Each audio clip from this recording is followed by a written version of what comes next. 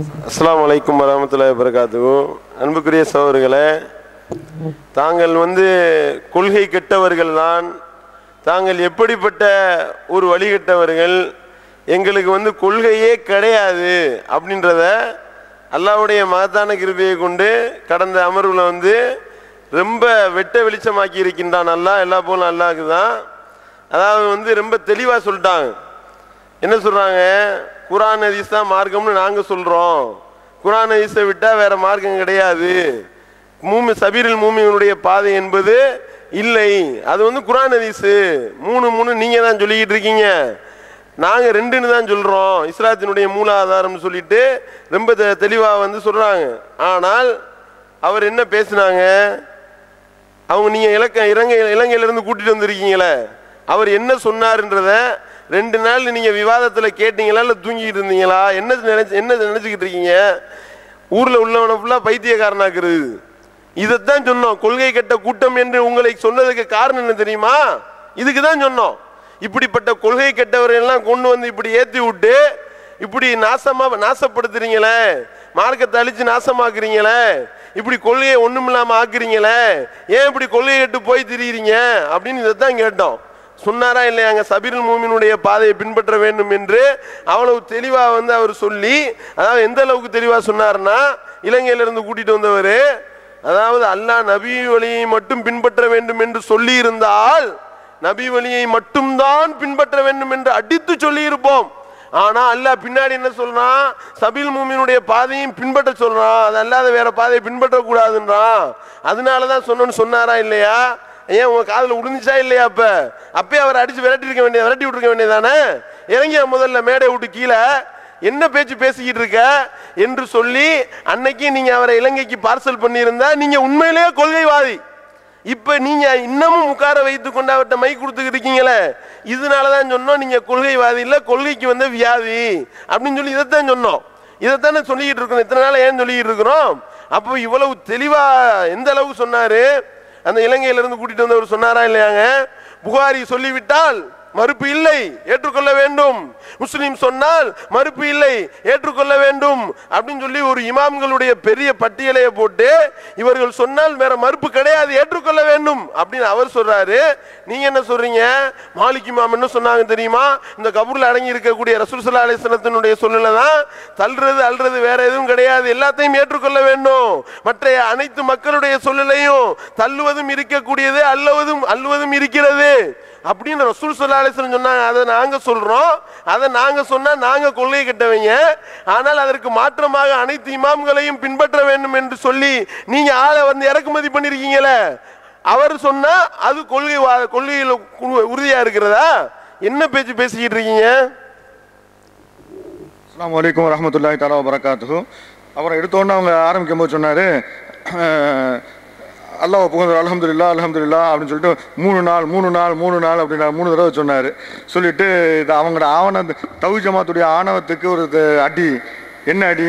நம்ம சொன்னோமா, எல்லாம் 2 நாளைக்கு மேலே நினைக்க மாட்டாங்க, 3ஆவது நாளாக ஓடிடுவாங்கன்னு நம்ம அப்படி சொல்லலை. நம்ம என்ன சொன்னால் வருவாங்க, நான் ஓடிடுவாங்க. அப்படி உட்கார்ந்தாங்கன்றாலும் 2 நாள் உட்கார்ந்தாலும் அரைச்சமாவே அரைப்பாங்க. ஆனால் 4 நாள் வேண்டியதில் குறைப்போன்னு நான் சொன்னேன். வேண்டிய கிளிப்பை போட்டு பாருங்க. 4 நாள் தான் அரைச்சமாவே தான் அரைச்சிக்கிட்டு இருப்பாங்க. கம்மி பண்ணுவோன்ற உடனே அவர் தான் சொன்னார், இல்லை நீங்கள் 4 நாளைக்கு அள்ளி போட அளவுக்கு இருக்குன்றீங்கல்ல, 4 நாள் வைக்கணும்ட்டாங்க. இப்போ சொல்கிறாங்க எங்களை திணிச்சிட்டீங்களே. விவாதத்துக்கு தயாரா அவனு கூப்பிட்டது அவங்க தான். கூப்பிட்டோன்னு நம்ம வந்துட்டோம். வந்த பிறகு நீங்கள் எங்களை திணிச்சிட்டீங்களேன்னு அவங்க தான் புலம்புறாங்க. புலம்பிட்டு இப்போ 2வது அது 3ஆவது நாள் தொட்டுட்டோம் பார்த்தீங்களா வெற்றி அப்படின்றாரு. 3ஆவது நாள் ஏன் தொட்டீங்க? அவர் முதல்ல சொன்னார், நாங்கள் வெப்பில் இருந்து அள்ளி போடுறதுக்கு இருந்தோம், நீங்கள் ஷிர்க்கை பற்றி எனக்கு எடுத்துட்டீங்க, சூரியத்தை பற்றி எடுத்துட்டீங்க. சூரியத்தை பற்றி எடுத்ததால தான் 3ஆவது நாளைக்கு வர வச்சோம் நாங்கள் உங்களை. இல்லைன்னா நீங்கள் வெப் மேட்டர் முதல் நாளே முடிஞ்சு போச்சு. உங்களுக்கு வெப் மேட்டரை முடிச்சுட்டு நீங்கள் ஓட வேண்டியது ஆட்கத்தான். நாங்கள் 4 நாள் இழுத்து உட்கார வச்சு இந்த கொள்கை சம்பந்தமான பிரச்சனை கிளப்பினாலும் உட்கார வேண்டியது ஆச்சு. இல்லாட்டா நீங்கள் ஓடி இருப்பீங்க. அதுக்கு மேலே பேசுறதுக்கு ஒன்றும் இல்லை. நேற்று என்ன பேசுனீங்க? வெப்பில் இருந்து முதல் நாள் பாதியிலேயே முடிஞ்சு போச்சு வெப்பு. சரி, அப்புறம் சிகரெட்டை பற்றி ஒன்று சொன்னார். கிபுரு தலைகணத்தை பற்றி சொன்னார். உண்மையை மறுப்பது தான் தலைகணம். உண்மையை மறுத்து நாங்கள் சொன்னார், நெய்களை மறுத்ததா சொன்னார். அவர் தான் உண்மையை மறுத்துக்கிட்டே இருக்கார். பல விஷயங்களை மறுத்தாரு. சிகரெட் அவர் குடித்ததை பற்றி சிகரெட்டை பற்றி பேசினாரு. சிகரெட்டை அவர் குடிக்கிறதாக நாங்கள் சொன்னோன்றாரு. இல்லை, நீங்க தான் குடிச்சதா சொன்னீங்க. நீங்களே நாங்கள் பொதுவாக சொன்னோம், ஒரு தலைவராக இருக்கக்கூடியவர் சிகரெட் குடிக்கலாமெல்லாம் கேட்குறோம். குடித்தாலாம் என்ன ஆகும்னு ஒரு உதாரணமாக சொன்னோம். நீங்கள் என்ன சிகரெட் கொடுத்தா சொன்னீர்கள்னு சொன்னார். அந்த கிளிப்பை போட்டு காட்டணும். கிளிப்பில் திருகுதாளம் பண்ணி விட்டார்கள். நாங்கள் என்ன திருகுதாளம் போட்டு காட்டுங்க. நாங்கள் என்ன திருகுதாளம் பண்ணணுங்கிறத சொல்லுங்க.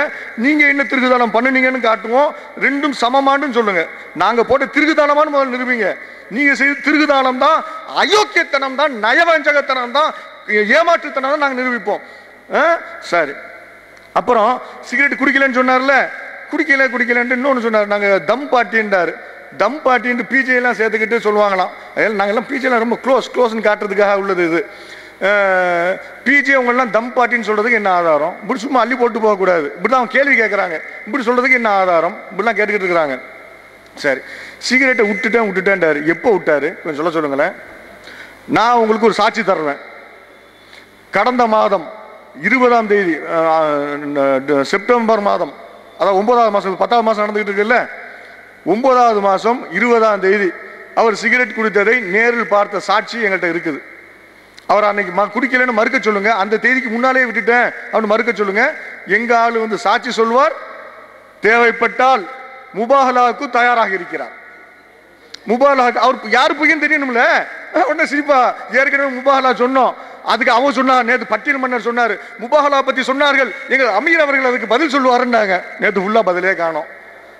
இப்போ வந்து சொல்றாரு, நான் நேற்று அழுகுன மாதிரி நினைச்சுக்கிறாதீங்க, கண்ணு வலி உங்களை யார் நாங்களா சொன்னோம், உங்க மக்கள் தான் யாரும் சொல்லுவாங்க போது அழுகுற மாதிரி இருக்கு சொல்லியிருக்கேன்ட்டு. நாங்கள் உங்களுக்கு சொல்லவே இல்லை. உங்களுக்கு கண்ணு வலி, எங்களுக்கு கண்ணு வலியா இருந்தாலும் எங்களுக்கு கவலை இல்லை, நீங்க அழுதாலும் எங்களுக்கு கவலை இல்லை. அடுத்தது, நீங்க சிகரெட் குடித்தது எங்களுக்கு சாட்சி இருக்கிறது. செப்டம்பர் மாதம் 9ஆம் தேதி நீங்க குடித்ததை நேரில் பார்த்த சாட்சி எங்கள்கிட்ட இருக்குது. அவர் வந்து முபாஹலாக்கு தயாராக இருக்கிறார். நீங்க மறுங்க, அவர் முபாஹலாக்கு இப்ப வருவார். முபாஹலாக்கு போன தடவை சொல்லிட்டீங்க, மறுத்துட்டீங்க, இதுக்கும் மறுங்க. என்ன பொய் சொல்றானுங்க. பொய்யை சொல்லிட்டு நாங்க இல்லைங்கிறாங்க. நாங்க காரைக்காலில் இருந்து ஒரு சீஃப் ரிப்போர்ட்டர் ஒரு ஆளை போய் நிரூபிங்கன்றோம். எங்க தகவலே இல்லையே, ஆதாரத்தை மூச்சு காட்டலையே.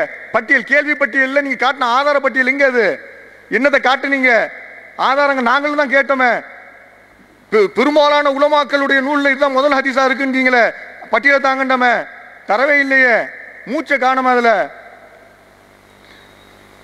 அப்புறம் நேத்து வந்து பாருங்க, அவங்களுக்குள்ள உள்ள எவ்வளவு முரண்பாடுன்னு பாருங்க. நாங்க அந்த உண்ணா உட்கார்ந்துக்கிட்டு மாறி மாறி பேசுறது. இவன் ஒண்ணு பேசுறது, அவர் ஒண்ணு பேசுவார், அவர் ஒண்ணு பேசுவார், இவர் ஒண்ணு பேசுவார். இந்த கூத்து தான் நடக்குது. இதுதான் கொள்கையற்றவர்களுக்கு ஆதாரம். நாங்கள் கொள்கையற்றவர்களுக்கு நாங்கள் ஒரு ஆதாரத்தை தந்துட்டோம். சூனியம் என்ற வழிகேட்டை அவர்கள் நம்பக்கூடியவர்கள் சொன்னோம். அதில் இன்னும் நாங்கள் தேவைப்பட்ட தொடருவோம். அதை தந்துட்டோம். இப்போ பாருங்க, அவங்களுக்குள்ளே முரண்பாடுகளை காட்டிக்கொண்டே இருக்கிறார்கள். அவர் நேத்து ஒருத்தர் கேட்டாரு, இது ஷிர்க்குங்கிறதுக்கு ஆதாரம் இருக்குதா, சூனியம் ஷிர்க்குங்கிறதுக்கு ஆதாரம் இருக்குதா, சூனியம் ஷிர்க்குங்கிறதுக்கு ஆதாரம் இருக்குதான்னு கேட்டுக்கிட்டு இருந்தாரு. பட்டியல் வாசிக்கிட்டே இருந்தார். ஷிர்க் என்பதற்கு ஆதாரம் கேட்டோம், இதுவரை ஆதாரம் தரவில்லை. ஷிர்க் என்பதற்கு ஆதாரம் கேட்டோம், நேரடியான ஆதாரம் தரவில்லை. ஷிர்க் என்பதற்கு நேரடியான ஆதாரம் கேட்டோம், தரவில்லைன்னு அவர் படிச்சுக்கிட்டு இருந்தாரு. இப்ப இவர் சொல்றாரு, சூனியம் என்பது ஷிர்க் தான். சூனியத்தை அவர் சொன்னாரு, குர்ஆன்ல காஃபிர் இருக்குன்னு அவர் சொன்னாரு. காஃபிர் தாங்க இருக்குது. ஷிர்க்கை கற்பது, சூனியத்தை கற்பதும் சூனியத்தை செய்வதும் ஷிர்க்குன்னு தானங்க இருக்குதுன்னு அவர் சொன்னார். காஃபிர் தானங்க இருக்குது, ஷிர்க்குன்னு எங்க இருக்குன்றாரு. இவர் சொல்றாரு, சூனியத்தை கற்பதும் ஷிர்க், சூனியத்தை என்னது செய்வதும் ஷிர்க் அப்படின்றார். ஏன் உங்களுக்குள்ள முரண்பாடு? சரி, அப்புறம் உங்க மேடையில் நீங்கள் திட்ட விட்டீங்கன்றதுக்கு நீங்க ஆதாரம் தரவில்லைன்னாங்க. அதான் போட்டு காட்டினாம போக்கிரின்னு பேசினார. இப்போ உங்க மேடையில் 4 பேர் 6 பேர் உட்கார்ந்து இருக்கிறீங்களே, இவர் பேசுறதெல்லாம் நீங்க மஷூரா பண்ணிட்டு தானே வந்து பேசுறீங்க. நீங்க தான் சொன்னீங்களே, சூனியம்ங்கிற தலைப்பை சொல்லியிருந்தா நாங்க தயார் பண்ணிட்டு வந்திருப்போம். தயார்னா என்ன அர்த்தம்? ஆலோசனை பண்ணிட்டு தானே வந்திருப்பீங்க, கலந்து பேசிட்டு தானே வந்திருப்பீங்க. இதானே தயாருங்கிறது. அதுலயும் சொல்லிக்கிறாரு, சூனியம்ங்கிற தலைப்பை சொல்லி தான் தயார் பண்ணிட்டு வந்திருப்போம்ல, நீங்க தயார் பண்ணாம திடீர்னு வந்து தருமாறுறோங்கிற மாதிரி சொல்றாரு. சொல்லிட்டு எங்களுக்கு சப்ப மேட்டர் தான் சொல்ல வேண்டியது தானே, இதுக்கு என்ன தயார் வேண்டி இருக்குது? எங்க உங்க கொள்கைங்க இது? கொள்கையில் என்ன தயார் பண்ண வேண்டியிருக்குது? வணக்கத்துக்கு அல்லாஹ்வை தவிர வேறு யாரும் இல்லைன்னு சொல்லிட்டு ஒருத்தன் கேட்கறான். இப்படி சொல்றீங்களா? என்னங்க ஆதாரம்? நீங்க திடீர்னு கேட்குறீங்க. முன்னாலே சொன்னா தயார் பண்ணிட்டு வரோம்ல. அல்லாஹ் நம்புறியா இல்லையா? நம்புறேன், ஆனா அது என்ன எந்த அடிப்படையில் அல்லாஹ் நம்புறேன்னு எனக்கு தெரியல. நான் யோசிச்சு நான் பிறகுதான் சொல்லணும். இப்படியா சொல்லுவீங்க? எந்த நேரத்தில் கேட்டாலும் எடுத்து அடுக்க வேண்டாமா? சரி, அப்புறம் சூனியம் ஷிர்க்கு தான். ஆனா பிஜே இதுல என்னது என்னமோ சொன்னாரு, என்ன வார்த்தையை சொன்னாரு, இது ஃபார்சி மொழி உங்களை யார் கேட்டா? குரான் அரபியில் இருக்குது, தமிழில் தர்ஜுமா இருக்குது. ஃபார்சிங்க தெரிஞ்சவங்க யாராவது இருக்காங்களா? இதுதான் உங்க தலகணும். தேவையில்லாதெல்லாம் கொண்டு வந்து எனக்கு அது தெரியும் இது தெரியும்னு காட்டுறதுக்காக பந்தா அடிக்கிறதுக்கு இந்த வேலையெல்லாம். இது உங்களுக்கு ஃபார்சி உங்கள்ட்ட யாரு கேட்டா? மொழிபெயர்ப்புல அந்த வார்த்தை எப்படி இருக்குதான்? சரி, பிஜிஎம் மொழிபெயர்த்ததுதான் தப்புங்கிற, மொழிபெயர்த்து தப்பா இருக்கட்டும், கருத்து சரியா? சூனியம் ஷிர்க்குன்னு சொன்னார், அது சரிதானே? அதான் ஒத்துக்கிட்டீங்களே. மொழிபெயர்ப்புல தப்பு இருக்குன்னு சொல்றீங்களா? மொழிபெயர்ப்பு தப்பா இருந்துட்டு போகட்டும். நேற்று வரைக்கும் அந்த மொழிபெயர்ப்பு தான் நம்புறோம், அந்த மொழிபெயர்ப்பு தான் நம்புறீங்க. நீங்க இப்போ மொழிபெயர்ப்பு தப்புங்கிறீங்க, ஆனா ஷிர்க்கு தாங்கிறீங்க. அதை தான் நாங்களும் சொல்லிக்கிட்டு இருக்கிறோம். சரி, இப்போ அடுத்து இன்னொரு செய்தியை சொன்னாங்க, குசைமாவுடைய செய்தி. அவர் வந்து நேற்று நாங்கள் அந்த ஹதீஸை மறுத்தோம். அந்த குதிரை வியாபாரம் நடக்கும் ரசூலுல்லாஹ்க்கு இடையில அந்த ஹதீஸ்ல வந்து அவர் பொய் சொல்லுவார். அவர் எப்படி பொய் சொல்லுவார்? ரசூலுல்லாஹ் வியாபாரம் செய்ததை நான் நேரில் பார்த்ததாக அந்த சஹாபி சொன்னதாக ஒரு செய்தி இருக்குது. சஹாபி பொய் சொன்னதாக நாங்கள் சொல்லவில்லை. அப்படி சொல்லுவாங்க, சஹாபி பொய் சொன்னதாக நாங்கள் சொல்லவில்லை, பொய் சொன்னதாக உள்ள தகவலை தவறாக எழுதி வைத்திருக்கிறீர்கள். சஹாபாக்கள் இந்த மாதிரி சொல்ல மாட்டாங்க, சஹாபாக்கள் பொய் சொல்ல மாட்டார்கள் இந்த மாதிரி விஷயங்கள்லாம். அதே போல அந்த பொய் சொன்ன செய்தியை ரசூலுல்லாஹ் அங்கீகரித்து அவரை கௌரவித்தாங்கன்னு ஒரு வருது. இந்த மாதிரி ரசூலுல்லாஹ் செய்ய மாட்டாங்க அப்படிங்கிறோம். அதுக்கு அவர் சொன்னாரு, இது அல்லாஹ்வுடைய ஏற்பாடு. ஏன்னு கேட்டா குர்ஆன்ல ஒரு வசனம் இருக்குது, அந்த வசனத்துக்கு சாட்சி இல்லாமல் போயிருச்சு.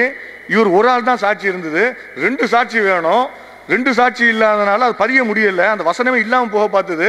இவரை ரசூலுல்லாஹ் 2 சாட்சின்னு சொன்னாங்கல்ல, அதனாலதான் குர்ஆனே பாதுகாக்கப்பட்டது. ஏங்க, குர்ஆனே அல்லாஹ்வுடைய வார்த்தைக்கு முன்னாலும் போய் வராது பின்னாலும் போய் வராதுங்கிறீங்க.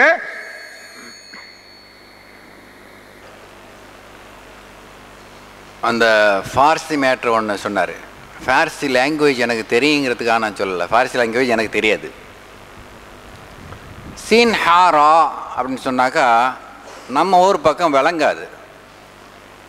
அந்த குர்ஆன் ஓதி கொடுக்குற முறையெல்லாம் ஃபார்சிலேருந்து வந்து இந்த ஏகாரம் ஓகாரம்லாம் அரபியில் கிடையாது. இல்லை, சீன் ஹே ரே அப்படின்னு சொன்னால் தான் நம்ம ஆளுங்களுக்கு விளங்குங்கிறதுக்காக சொன்னேனே தவிர ஃபார்சி லாங்குவேஜ் எனக்கு தெரியாதுங்க. நம்ம மென்டல் டாக்டர் தான் வந்து இந்த மாதிரி ஒன்று கிடக்க ஒன்று பேசுவார். இப்போ கலீல் ரசூல் ஆரம்பிச்சிட்டாரு, சிஹ்ரு செய்வது ஷிர்க்கு, சிஹ்ரு செய்து கொள்வது ஷிர்க்கு அப்படின்னு நம்ம சொன்னா அவர் எப்படி திருப்புறாரு பாருங்க. சிஹ்ரு செய்வது ஷிர்க்கு, சிஹ்ரு செய்து கொள்வது ஷிர்க்கு, சிஹ்ரு செய்பவன் வெற்றி அடைய மாட்டான். அதோட சோர் நாசர்கிட்ட சொன்ன இந்த வசனங்களை இருந்தால் டிக் பண்ணிக்கிடுங்க, நீங்கள் ரிப்பீட் பண்ண வேண்டிய தேவை இருக்காதுங்கிறதுக்காக தான் சொன்னேன். சிஹ்ரை நம்புறதே ஷிர்க்கு அப்படின்னு நான் சொன்னதாக சொல்கிறாரு. ஏங்க, ஒரு ஹதீஸ் வருது, ரசூல் ஸல்லல்லாஹு அலைஹி வஸல்லம் நேற்று முந்தானெல்லாம் சொன்னது தான், நான் ரிப்பீட் பண்ணுறேன், விளக்கத்துக்காக ரிப்பீட் பண்ணுறேன். இன்றைக்கு அதாவது ஒரு நாளில் மழை பெய்யுது, மழை பெய்து முடித்த பிறகு அல்லாஹ்வுடைய நாட்டத்தால் மழை பொழிந்தது என்று நம்புகிறவர்கள் முஸ்லிம்கள், அதாவது மோமின்களாக இருக்கிறார்கள். இந்த நட்சத்திரங்களால் மழை பொழிந்தது என்று நம்புகிறவர்கள் காஃபிர்களாகிவிட்டார்கள், முஷ்ரிக்காக விட்டார்கள் என்ற ஹதீஸ் இருக்குது. இப்போ வந்து நட்சத்திரத்தினால மழை பெய்யுது ஒருத்தர் சொல்கிறான்னு வைங்க, அல்லா வாழையெல்லாம் பேயலை, சும்மா நான் உதாரணத்துக்கு சொல்கிறேன். நட்சத்திரம் இருக்குதா இல்லையாங்க? மழை பெஞ்சது தாங்க பொய், மழை நட்சத்திரத்தால் பொழிஞ்சது தான் பொய், அல்லா வாழை தான் பொழிஞ்சுது. நட்சத்திரத்தை நம்புறது ஷிர்கா? நட்சத்திரத்தை நம்புறது ஷிர்கா அல்லது நட்சத்திரத்தால் மழை பொழிந்தது என்று நம்புவது ஷிர்கா? ரெண்டில் ஒன்று சொல்லுங்க. ஏன் திருகுதாளம் பண்ணுறீங்க? அதான் என்னோட கேள்வி. என்ன சொன்னமோ அதை காதில் வாங்க, அதுக்கு பதில் சொல்லுங்க. சீன் ஹா ரா அப்படின்னு சொல்லி எதுக்கு நான் சொன்னேன் தெரியுமா? நான் உங்கள்கிட்ட 3 கேள்விகளை வைக்கிறேன். சிகரை பற்றி மட்டும் 3 கேள்விகளை வைக்கிறேன். ஒன்றாவது, சிஹர் என்பது தந்திரம்னு சொல்லிக்கிட்டு இருக்கிறீங்க புதுசா, இந்த நுணுக்கமான ஆய்வுக்கு பிறகு. இந்த தந்திரம் என்கிற வார்த்தை அல்லாவுக்கு தெரியாம, தந்திரத்துக்கு அரபில வார்த்தைகள் இருக்கு, தந்திரம் என்கிற வார்த்தை தெரியாம சும்மா சிகரெண்டு போட்டானா? முதல் கேள்வி. இரண்டாவது கேள்வி, இந்த தந்திரம்தான் அதுக்கு உண்மையான பொருள் என்று தெரிந்தால், அதில் நீங்கள் உறுதியுடையவராக இருந்தால், உங்களுடைய தர்ஜுமாவிலே தந்திரத்தை கற்றுக் கொடுத்தார்கள், தந்திரத்தை கற்றுக்கொண்டார்கள் அப்படின்னு ஏன் எழுதல? ரெண்டாவது கேள்வி. மூன்றாவது கேள்வி, நான் உங்களுக்கு சொன்னேன், இந்த கிபிரு சிஹர் ரெண்டும் ஒரே வசனம் உள்ளதுதான்.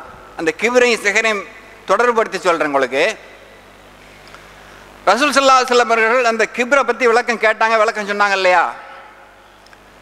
அருள்முறை குர்ஆனுக்கு விளக்கம் சொல்வதற்காகத்தான் அகிலத்தின் அருட்கொடையான அன்னலம் பெருமானார் ஸல்லல்லாஹு அலைஹி வஸல்லம் அவர்களை அனுப்பி வைத்தேன் என்று அல்லாஹ் தஆலா குர்ஆன்ல சொல்றான். இந்த சிஹருக்கு ரசூல் ஸல்லல்லாஹு அலைஹி வஸல்லம் அவர்கள் என்ன விளக்கம் சொன்னாங்க? கேட்டுக்கிட்டே இருந்தார் சாபித் மௌலவி, சொல்லல. என்ன அர்த்தம் வச்சிருக்கிறீங்க, உங்களோட நிலைப்பாடு என்னன்னு கேட்டாரு, சொல்லல. ரசூல் ஸல்லல்லாஹு அலைஹி வஸல்லம் அவர்களுக்கு கட்டாயம் ஏற்பட்டது இந்த சிகரை பத்தி விளக்கம் சொல்றதுக்கு. எப்படி?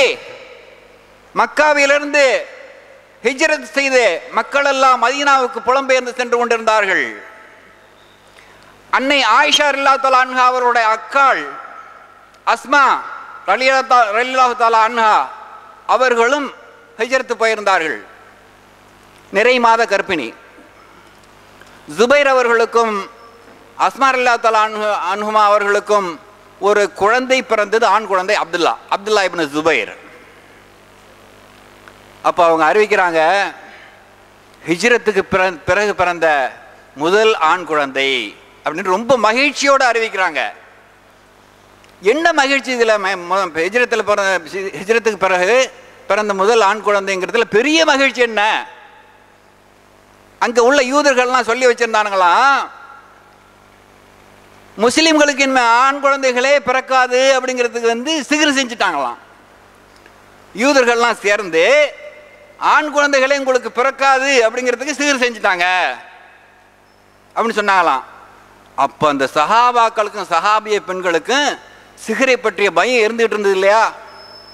ஓஹோ, சிகருண்டு ஒன்று இருக்குதோ, எதுவும் நடக்குமோ அப்படிங்கிற ஒரு பயம் இருந்துட்டு இருந்துச்சுல. அந்த பயம் விலகி பேரானந்தம், அப்துல்லா பிறந்துட்டாரே, பேரானந்தம். அப்படிப்பட்ட சூழ்நிலையில் இந்த கட்டாயம் ஏற்பட்ட போது சிகருக்கு ரசூல் ஸல்லல்லாஹு அலைஹி வஸல்லம் என்ன சொல்லியிருக்கனே? வாங்கப்பா, சிகிரு தான், சும்மா தந்திரம் தான், அது சும்மா ஒரு மேஜிக், லாஜிக் மாதிரி ஒரு மேஜிக், போய் தள்ளி விட்டுட்டு போறீங்களா அப்படின்னு சொல்லி எதுவும் விளக்கம் சொன்னாங்களா? சொல்லலையே. பயந்துக்கிட்டு தானே இருந்தாங்க. சஹாபிய பெண்களும் சஹாபாக்களும் பயந்துக்கிட்டு தான் இருந்தாங்க. இப்போ என்ன சிகிருன்னு சொன்னால் என்ன செய்யலான்னு சொன்னாக்கா, அப்படி சும்மா அப்படி சொல்லி ஒருத்தன் சும்மா இருக்கிறவன்ட்ட போய் உனக்கு சிகிர் செஞ்சுட்டான்னு சொல்லி பாருங்களேன், அவன் அதிலே மூழ்கி போயிடுவான், அதிலே இறந்து போயிடுவான், அதிலே டம்மி ஆயிடுவான். இப்படித்தான் மூளைக்கு அதாவது அறிவுக்கு பொருந்தக்கூடிய காரணங்களாக சொல்லிட்டு இருக்காங்க. இப்போ நான் கேட்குறேன், அஸ்மா ரலியல்லாஹு தஆலா அன்ஹா கர்ப்பிணிங்க, நிறை மாத கர்ப்பிணி, புள்ள பேக்க போகுது. உனக்கு சிகிர் செஞ்சுட்டாங்கன்னு சொன்னாக்கா இவங்களுக்கு திடீர்னு பொம்பளை பிள்ளையா போயிருமா? அவங்கள்ட்ட சொல்லிட்டாங்கன்னு வைங்களேன், அவங்க தான் சொல்றாங்க விஷயத்தையே. அல்லாஹ்வுடைய நாட்டத்தில் ஆண் குழந்தைன்னா ஆண் குழந்தை, பெண் குழந்தைன்னா பெண் குழந்தை, மாறிடுமா? ஒரு காலம் மாறாதுங்க. இந்த சிகரை பற்றி இன்னும் கொஞ்சம் விளக்கமா நாம போவோம். மூசா அலைஹிஸ்ஸலாம் அவர்களுடைய நிகழ்வுக்கு வருவோம். இந்த சிகருக்கு இந்த அதாவது பக்ராவுடைய 102வது வசனத்தில் இந்த விஷயம் தான் நான் 2 கேள்வி வச்சிருக்கிறேன். 1வது கேள்வி, அல்லாஹ்வுக்கு தந்திரம் என்ற வார்த்தைக்கு அரபி தெரியாதா அப்படிங்கிறதுக்கு நீங்க பதில் சொல்லணும். இல்லாட்டி போனால் 2 ஆப்ஷன் தான். இல்லாட்டி போனால் நீங்க தந்திரம்ட்டு உறுதியா இருந்தீங்கன்னா, சிஹருங்கிற வார்த்தைக்கு தந்திரம்ங்கிற சொல்லுல உறுதியாக இருந்தீர்கள் என்று சொன்னால், உங்களுடைய எடிஷன்ல எல்லாம் ஏன் தந்திரத்தை கற்றுக்கொண்டார்கள்னு வரல. 2வது கேள்வி. 3வது கேள்வி, அல் குர்ஆனுக்கு விளக்கம் சொல்வதற்காக அனுப்பி வைக்கப்பட்ட ரசூல் ஸல்லல்லாஹு அலைஹி வஸல்லம் அவர்கள் ஒரு நிர்பந்தமான ஒரு கட்டாய காலகட்டத்திலும் இந்த சிஹ்ரு என்ற வார்த்தைக்கு விளக்கம் சொன்னார்களா? அது ஒண்ணுமில்ல, தந்திரம் தான் நீங்க சொல்றீங்கல்ல. இப்ப நான் இப்ப டிக்ளேர் பண்றேன், ரசூலுல்லாஹ் தந்திரம்னு சொன்னாங்க, நான் ஏத்துக்குவேன். நீங்க சொல்றீங்க, நான் ஏத்துக்கிட்டு தேவையில்லை. எந்த மூமினுக்கா எந்த முஸ்லிமுக்கா இதுல சந்தேகம் வருமாங்க? எந்த முஸ்லிமுக்காவது இதுல இந்த நிலைப்பாட்டில் சந்தேகம் வருமா? ரசூல் ஸல்லல்லாஹு அலைஹி வஸல்லம் அவர்கள் சிஹ்ருக்கு தந்திரம் என்ற சொல்லை சொல்லவில்லை. அதனால யார் சொன்னாலும் தட்டி விட்டு நாங்கள் போயிடுவோம். இவ்வளவுதான் எங்களோட நிலைப்பாடு. இதுதான் குர்ஆன் ஹதீஸுங்கிறது. இரண்டாவதாக மூசா அலைஹிஸ்ஸலாம் அவர்களுடைய நிகழ்வுக்கு வருவோம். மூசா அலைஹிஸ்ஸலாமுக்கும் ஃபிரௌனுக்கும் போட்டி நடக்குது. இது உங்களுக்கு எல்லாருக்கும் தெரிஞ்ச விஷயம்தான். நீங்க போடுறீங்களா நாங்கள் போடட்டுமா அப்படிங்கிற போட்டியெல்லாம் நடக்குது. நடந்த போது நீங்களே போடுங்கள் அப்படின்ட்டு மூசா அலைஹிஸ்ஸலாம் அவர்கள் சொல்கிறார்கள். சூனியக்காரர்கள் அந்த இடத்துல தந்திரக்காரர்கள்னா மொழிபெயர்ப்பில் இல்லைங்க. தந்திரம்னா என்ன போடணும்? சூனியக்காரர்களை தந்திரக்காரர்கள்னு போடணும். சூனியக்காரர்கள் அவர்களுடைய கயிறுகளையும் கைத்தடிகளையும் எறிந்தார்கள். பார்வைக்கு நல்லா கவனிச்சுக்கிடுங்க, பார்வைக்கு அவை நெளிவது போல் தோன்றின. அவர்களுடைய கண்களுக்கு வசப்படுத்தப்பட்டது, அவர்களுடைய கண்கள் வசப்படுத்தப்பட்டன. இப்போ புதுசாக ஒரு ட்ரெண்ட் இருக்குல்ல, புறச்சாதனம். இந்த புறச்சாதனம் ஒன்று இருக்குல்ல, நாங்கள் சூனியத்தையெல்லாம் மறுக்கக்கூடியவங்க, அது வேற விஷயம். நீங்கள் பதில் சொல்லணுங்கிறதுக்காக நான் கேட்குறேன். இதை இந்த கண்களை எந்த புறச்சாதனத்தை வைத்து அவங்க வசியம் பண்ணாங்க? என்ன மீடியம்? புறச்சாதனம் என்னங்க? சாகிர்கள்லாம் கூடியிருந்தானுங்க, வெற்றி அடைய மாட்டானுங்கிறது வேற விஷயம். குர்ஆன்ல இருக்கு, நாங்கள் நம்புறோம், உறுதியாக நம்புறோம். எந்த புறச்சாதனத்தை வைத்து சாகிர்கள் மூசா அலைஹிஸ்ஸலாம் உட்பட அல்லாஹ்வுடைய நபி உட்பட அத்தனை பேருடைய கண்களையும் வசப்படுத்தினார்கள்? என்ன புறச்சாதனம்? ஒன்று. ரசூல் ஸல்லல்லாஹு அலைஹி வஸல்லம் அவருடைய ஹதீஸ் குர்ஆனுக்கு முரண்பட்டால் தட்டி விடணும்னு சொல்றீங்க, எல்லாத்தையும் தட்டணும்னு சொல்றீங்க. இப்போ நான் ஒரு கேள்வி வைக்கிறேன். பூமியில புல்லு பயிரெல்லாம் முளைக்குத, யாரால முளைக்குதுங்க? அல்லாஹ்வால முளைப்பிக்கப்படுது. வானத்திலிருந்து மழை பொழியுத, யாரால பொழியுது? அல்லாஹ்வால பொழியுது. வ அன்ஸல்னா மினஸ் ஸமாஇ மாஅன் சஜ்ஜாஜா லினுக்ரிஜ பிஹி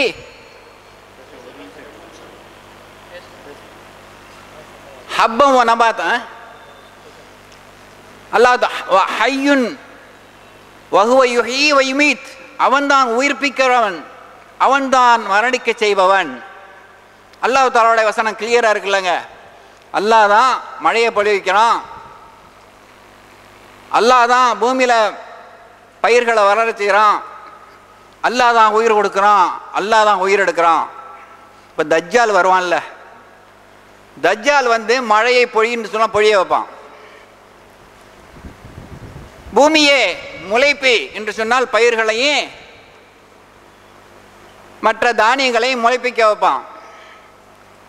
ஒருவனை கூப்பிட்டு ரெண்டா வெட்டி அந்த பக்கம் இந்த பக்கம் உடலை போட்டுவிட்டு நடுவில் நடந்து போவான், திரும்பி உயிர்ப்பிப்பான். அப்போ எழுப்பி கேட்பான், நான் தான்